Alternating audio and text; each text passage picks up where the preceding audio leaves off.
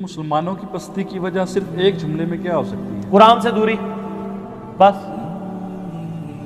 صحیح مسلم میں حدیث ہے، حضرت عمر کہتے ہیں کہ نبی علیہ السلام کو میں نے خود ممبر پہ یہ بات کہتے ہوئے سنی تھی کہ اللہ تعالیٰ اس کتاب کی وجہ سے لوگوں کو عروج دے گا، قوموں کو، اور اس کتاب کی وجہ سے زوال دے گا۔ کتاب کو چھوڑ دو۔ سورہ فرقان میں آتا ہے نا کہ آیت نمبر 30 میں کہ قیامت دن نبی علیہ السلام شکایت کریں گے، وقال الرسول یا ربی ان قوم اتخذوا هذا القرآن مہجورا، اے اللہ میری قوم نے قرآن کو پشت کے پیچھے ڈال دیا۔ تو قرآن سے دوری اصل وجہ ہے۔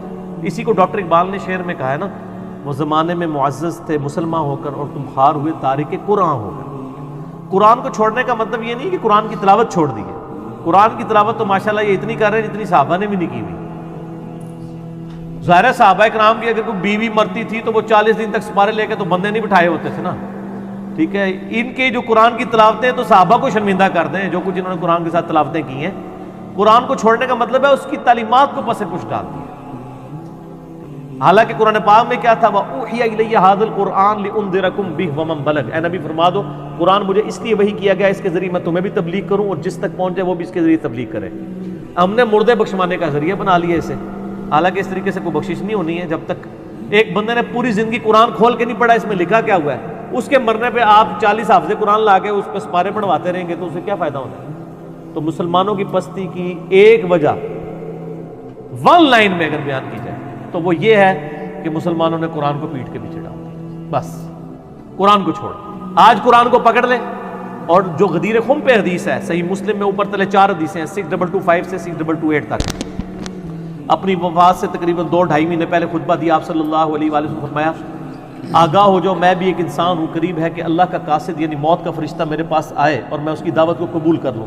میں اپنے بعد تم میں 2 چیزیں چھوڑ کے جا رہا ہوں بھاری، ان میں سے پہلی چیز اللہ کی کتاب ہے، اس میں ہدایت ہے، اس میں نور ہے، یہ اللہ کی رسی ہے، جو اس کو پکڑے گا ہدایت پہ ہوگا، جو چھوڑ دے گا گمراہ ہو جائے گا۔ تو یہ آپ علیہ السلام خود فرما رہے ہیں اللہ کی رسی وَاعْتَصِمُوا بِحَبْلِ اللَّهِ جَمِيعًا وَلَا تَفَرَّقُوا، اور دوسری چیز میرے اہل بیت ہیں، ان کے معاملے میں تمہیں اللہ کا خوف دلاتا ہوں کہ ان کے ساتھ حسن سلوک کرنا۔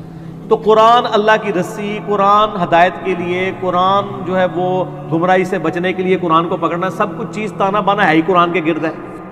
قرآن کو پسے کچھ ڈال دیا تو ون لائن جرم مسلمانوں کا، اور یہ جرم اجتماعی جرم ہے، اور یہ یہاں تک جرم رہتا نا کہ قرآن کو چھوڑ دیا تب بھی میں کہتا ہے چلو یار کوئی اتنا بڑا جرم نہیں ہے۔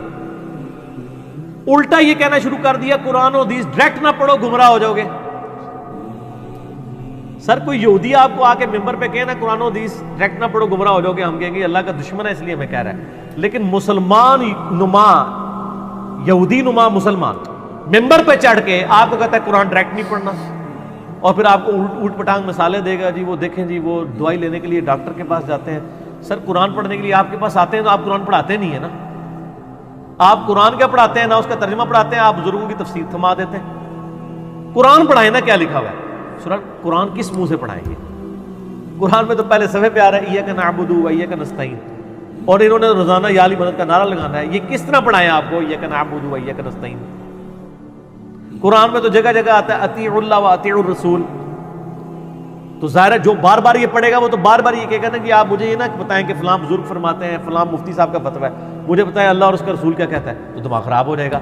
اچھا ہے سیانے جی، انہوں نے پتہ ہے کہ یہ کام خراب ہو جانا ہے، کر رہے ویسے ٹھیک ہو، تسی دنیاوی اعتبار سے بالکل ٹھیک کر رہے ہیں کہ قرآن حدیث پڑھنے سے بندہ ان کے مسلک پہ نہیں رہے گا، آپ مسلمان بن جائے گا، ان کے مسلک کا بندہ نہیں بنے گا، بندے کا پتر بن جائے گا، علمی کتابی ہو جائے گا۔